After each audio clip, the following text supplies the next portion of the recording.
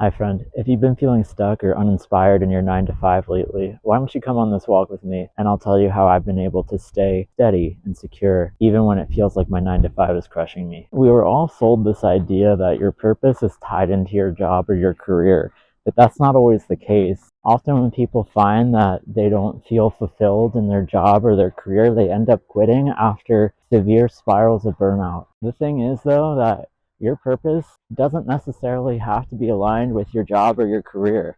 That's kind of capitalist propaganda that you will feel fulfilled or whole in your job or your career making money. Your purpose may be found in other things. Your purpose might actually have nothing to do at all with your job or your career in this life.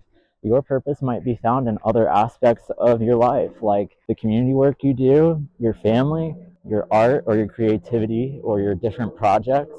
It might be in volunteer work. A lot of times you can create unnecessary suffering for yourself by clinging to the idea that you must feel fulfilled or perfectly aligned with your job or your career in this life. Sometimes your job is just there to serve a purpose, like paying your bills, giving you the money to do the hobbies you enjoy, or fulfill your purpose in other aspects of your life. If you're feeling stuck or stagnant in your career or your 9 to 5, one of the best things you can do is try to build up your life outside of your 9 to 5. Your out of work life is so very sacred and important. Fill it with the things that you love, the hobbies that you love, the people that you love, the environments that you love. If your life outside of work is very fulfilling, you're going to start to find that you don't mind as much being in your 9 to 5. This ties into the next thing, that it really helps to start to reframe how you view your 9 to 5. If you start to reframe your 9 to 5 as this pays the bills, this helps me stay secure, this funds this hobby that I love, it can help you release that tension and pressure on the feeling of stagnancy or feeling stuck or unfulfilled in your 9 to 5. Because if your out of work life is very full of these things that you love and the 9 to 5 funds them, it can help you make peace and accept that this is where you're at right now with your job, and you can start to live in harmony. Another thing that can be really helpful is to start writing out a daily list of things that you're grateful for related to your job. Like maybe it's something super small, like that cooler chat with your favorite coworker, or just a nice view on your commute in, or those small moments at work where you feel a sense of accomplishment or you feel like you're seen or heard. It doesn't have to be anything big. Flip your perspective and you flip your life.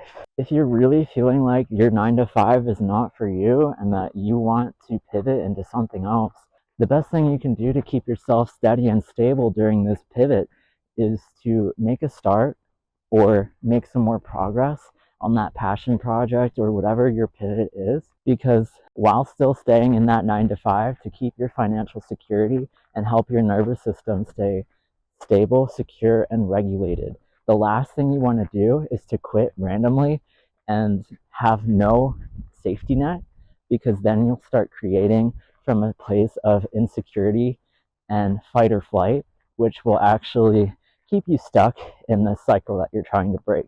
You'll end up with another job somewhere else, but it'll be the same old story of not feeling aligned, not feeling fulfilled, and you'll get stuck into a cycle of job hopping. When your nervous system feels like it's not safe or secure, you're going to end up creating from a place of fear, scarcity, and lack. And in my own experience, I found that I create the best, most aligned, and inspired work when I feel like I'm secure and I'm not creating from a place of fear or panic. When you can create from a place of peace, harmony, and safety, you're going to feel so much more fulfilled and you're going to see so much more success with whatever it is that you're trying to push forward into this world. Your energy attracts your reality. And if your energy feels stuck, stagnant, uninspired, you're going to bring that into your reality. Whereas if you're creating from a place of safety, you're going to bring in much more stable, secure, and prosperous things into your life. One of the most important things to remember is that you're exactly where you're meant to be right now. And even if you've been in this job for multiple years or in this situation for a very long time, just remember that nothing is going to last more than it's supposed to. You're there for some sort of lesson or reason. Your soul's contract with it is not quite done yet.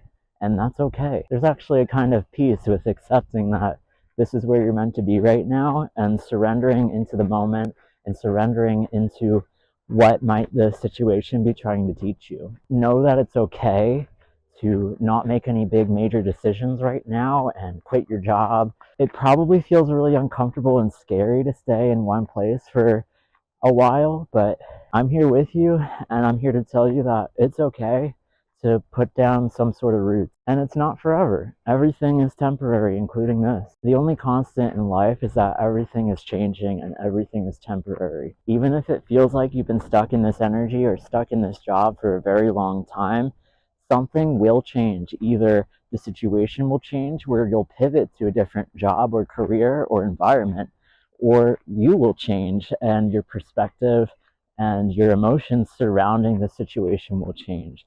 And I think it's really helpful to know that this isn't forever and that these feelings aren't forever. And usually, when you feel stuck or stagnant or like there's a lot of resistive energy, it usually means that a huge change is coming into your reality.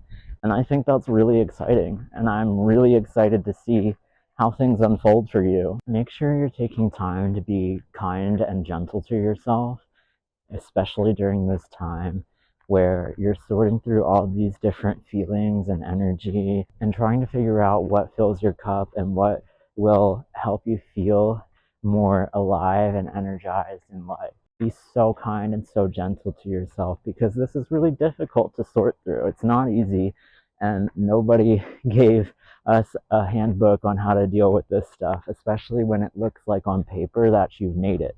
It looks like you've got the great job with benefits and pay, and that you should be grateful for it, when instead you're feeling this sense of emptiness or despair or like you're stuck or stagnant. And it's really hard to sort through that, especially with all the external pressures that are put on us.